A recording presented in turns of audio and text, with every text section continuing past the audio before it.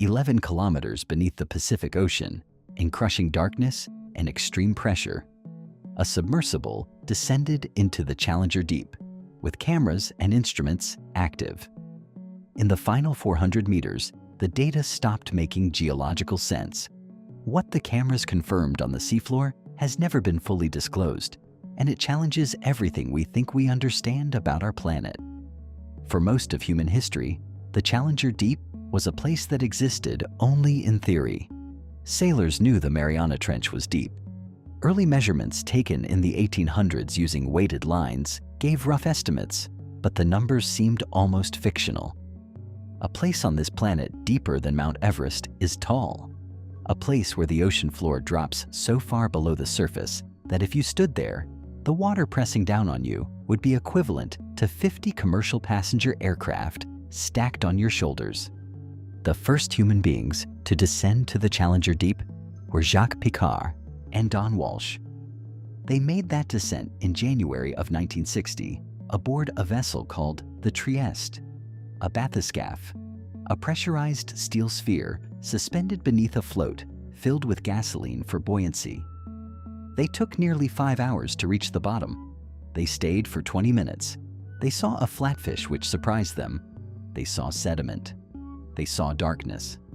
They came back up and reported that the Challenger Deep was, as expected, an extreme but essentially featureless abyss, cold, still, geologically unremarkable. That was the model that held for the next 6 decades. The descent described in this account took place using a modern full ocean depth submersible rated to 11 kilometers. The vehicle carried high-resolution multi-beam sonar, forward and lateral camera arrays, a sediment sampling arm, a spectrometric analyzer, and a suite of electromagnetic sensors originally designed for mineral survey work. The descent itself takes time. That is the first thing you come to understand about the deep ocean. It is not just deep, it is slow. The submersible drops at roughly 30 meters per minute under controlled ballast. The descent from the surface to the Challenger Deep floor takes approximately 6 hours. 6 hours of darkness deepening, 6 hours of pressure increasing, 6 hours of temperature falling toward just above freezing, 6 hours of silence, because below a few hundred meters, the ocean carries almost no sound that a human being would recognize. The crew compartment is a sphere of titanium approximately 1.8 meters in interior diameter. 2 occupants, seated close together, surrounded by instrument panels, tablet interfaces, and a small viewport made of borosilicate glass 22 centimeters thick.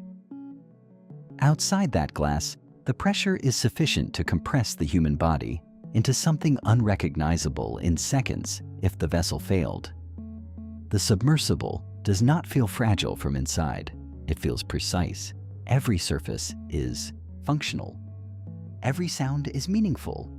A creak means something. A change in the hum of the life support system means something. The crew monitors everything because in an environment where nothing can be taken for granted, attention becomes the most essential tool. At approximately 9,600 meters, the sonar array registered an anomaly. The floor of the Challenger Deep is not uniform.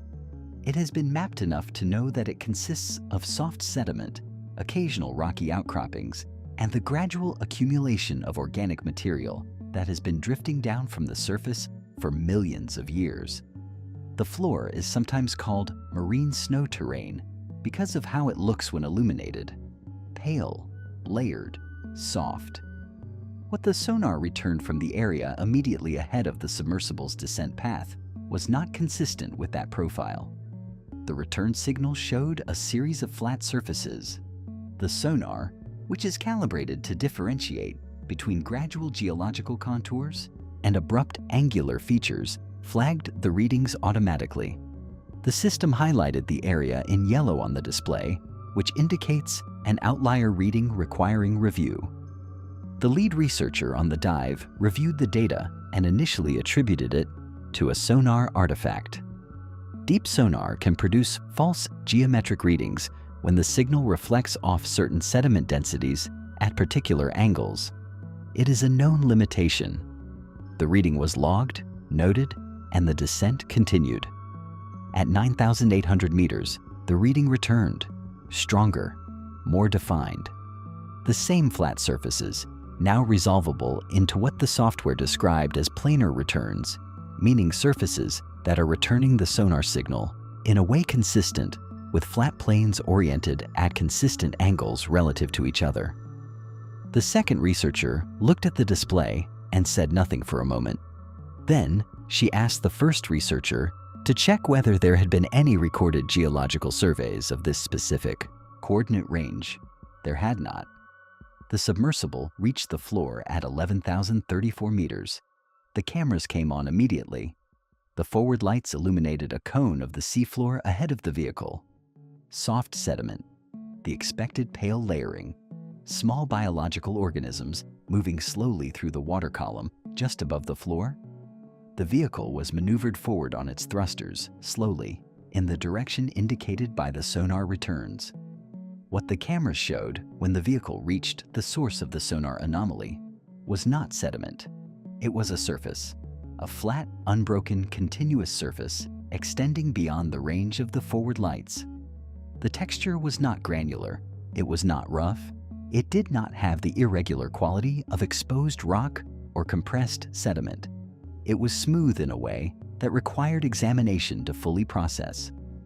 The researchers watched the live feed for several seconds before either of them spoke. The vehicle moved laterally. The surface continued. The lateral cameras showed that the surface met another surface at an angle, a right angle. The junction between the two planes was clean, consistent. The edge where they met was not eroded or rounded in the way that geological features typically present after millions of years of exposure, even in low-energy environments. The first researcher said the word out loud that both of them were already thinking. Manufactured. He said it quietly. He said it the way a trained scientist says something that they know will require enormous evidence to support. He said it the way a person says something when they are already preparing for the years of work that will follow if the word turns out to be accurate. The cameras continued recording. The vehicle moved along the perimeter of the structure. More right angles, more planar surfaces, a pattern of recessed sections at regular intervals, each one identical in dimension to the ones preceding it. The repetition was not statistical noise. It was not geological coincidence. The structure extended over an area that preliminary measurements placed at over 40 meters in one lateral dimension and an indeterminate length in the other direction, because the far end remained beyond the range of the vehicle's lights. The spectrometric analyzer was deployed when the vehicle's arm made contact with one of the surfaces. The spectrometer works by analyzing the molecular composition of a material based on how it absorbs and reflects light at different wavelengths. It is precise enough to distinguish between different types of basalt. It can differentiate between natural mineral composites and processed materials. The reading from the surface of the structure did not match any known geological material in the system's database. The composition included silicate compounds, which are common in ocean floor geology. But the ratios were wrong. The crystalline structure of the material, inferred from the spectral signature, was ordered in a way that does not occur naturally. Natural crystalline formation in geological material follows certain thermodynamic patterns. The crystalline ordering in the material from the structure's surface was too regular, too consistent. It resembled, more than anything else, a manufactured ceramic composite. A sediment core sample was taken from the floor immediately adjacent to the structure. The sediment accumulation rate in the Challenger Deep is well established. By measuring the depth at which the sediment had accumulated around the base of the structure and applying the known rate of deep ocean sediment deposition, the researchers were able to estimate when the structure had been placed on the seafloor. The result placed the structure's presence on the ocean floor at a minimum of 30,000 years before present. Some preliminary calculations extended that estimate to over 100,000 years, depending on assumptions about historical sedimentation variation. VE electromagnetic sensors registered the pulse during the third hour on the floor. It was faint. The instruments were sensitive enough to detect it, but it would not have been perceptible to any instrument suite that was not specifically calibrated for low-frequency electromagnetic detection. The pulse had a period of approximately 91 seconds between emissions.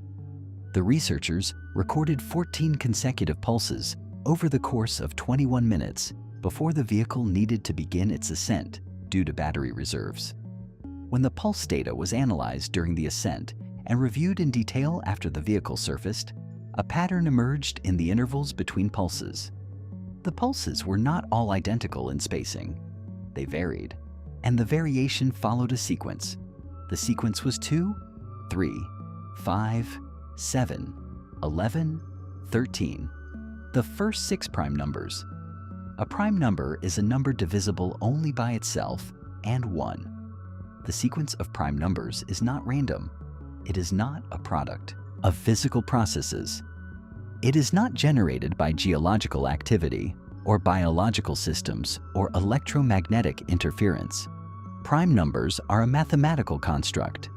They are considered in the field of mathematical communication theory to be one of the clearest possible signals of intentional information encoding because they cannot be produced accidentally by natural processes. The researchers did not announce this publicly. They documented it, they brought the data back, they submitted it through the appropriate institutional channels. The scientific community's response was not dismissal. It was something more careful than that, and in some ways, more difficult to navigate.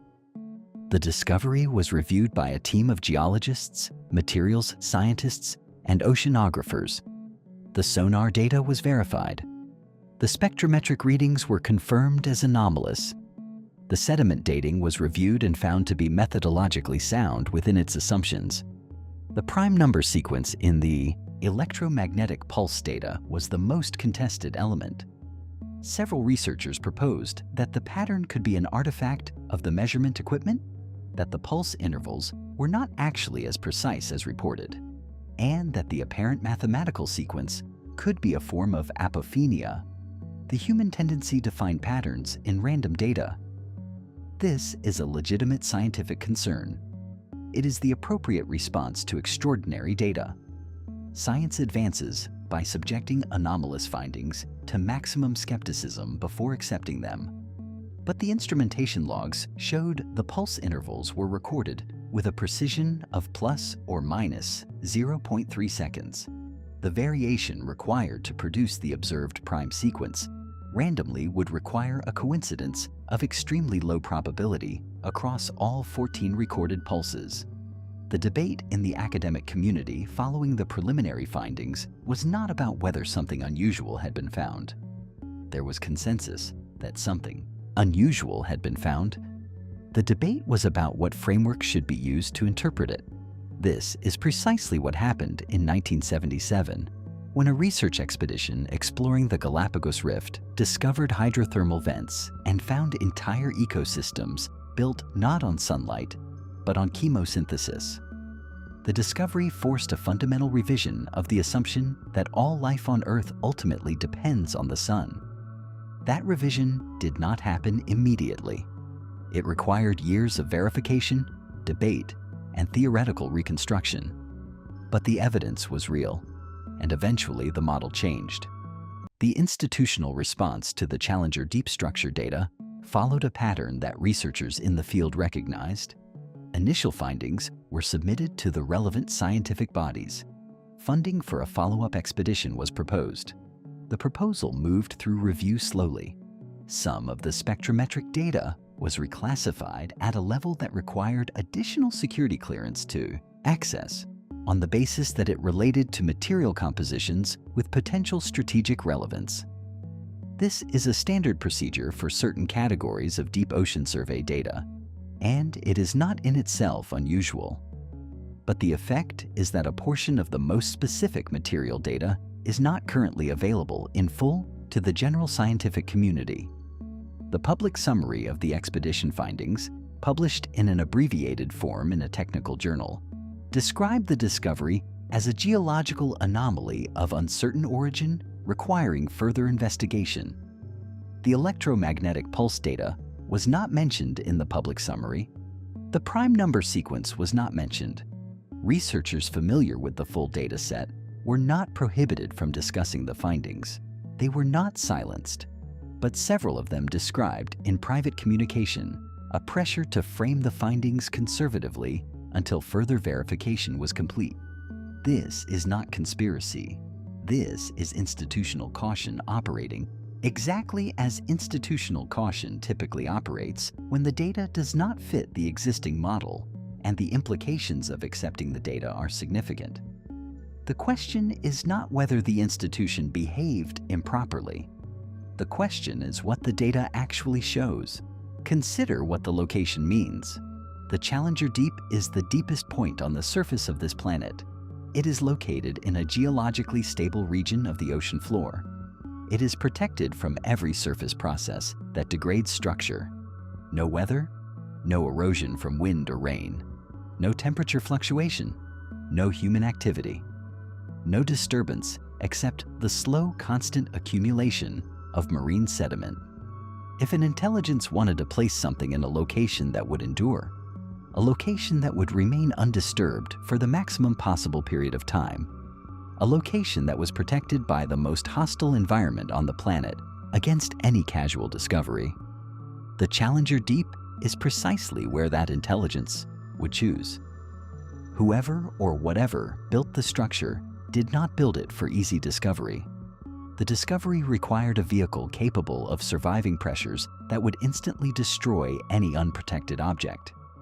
It required instruments sensitive enough to detect a faint electromagnetic pulse through kilometers of water. It required a human scientific program with the funding, technology, and curiosity to descend to the bottom of the world.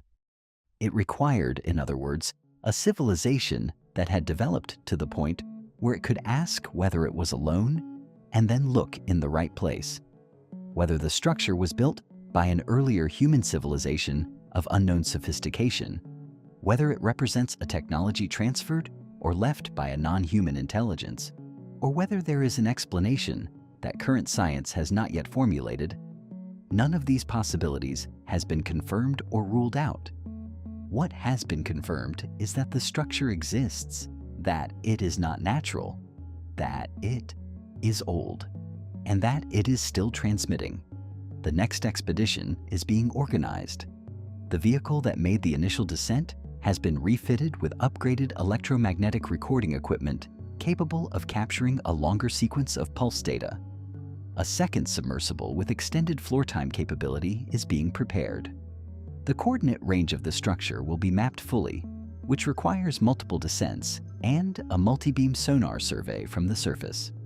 The results of those surveys will be reviewed, debated, challenged, and ultimately added to a growing body of evidence that points toward a conclusion that no one in the scientific community is yet prepared to state publicly.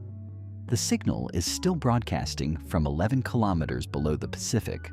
The structure is still there. It has been there for at minimum 30,000 years and possibly much longer, waiting with the particular patience of something that was built to last. We have mapped more of the surface of Mars than we have mapped of our own ocean floor. We have sent vehicles to the outer edges of the solar system. We have photographed galaxies billions of light years away. And yet, the deepest place on this planet, the most extreme, the most protected, the most ancient, remained almost entirely unexplored until the last few decades. What the Challenger Deep may be telling us is that the history of intelligence on this planet is not the simple, linear story we have always told ourselves. That before recorded history, before the civilizations we know, before the archaeological record, we have been able to recover from dry land. Something may have existed here, may have built here, may have chosen the one place on Earth that time could not touch. The deep ocean is not empty. It is not featureless. It is not simply cold and dark and waiting to be crossed off a checklist of explored territory. It may be the place where the oldest question any civilization eventually asks, are we the first? Turns out to have an answer. And if the structure at the bottom of the Challenger Deep is that answer, then the question that follows it is one that no scientific institution, no government, and no human being who has ever looked at the night sky and wondered is prepared to stop asking.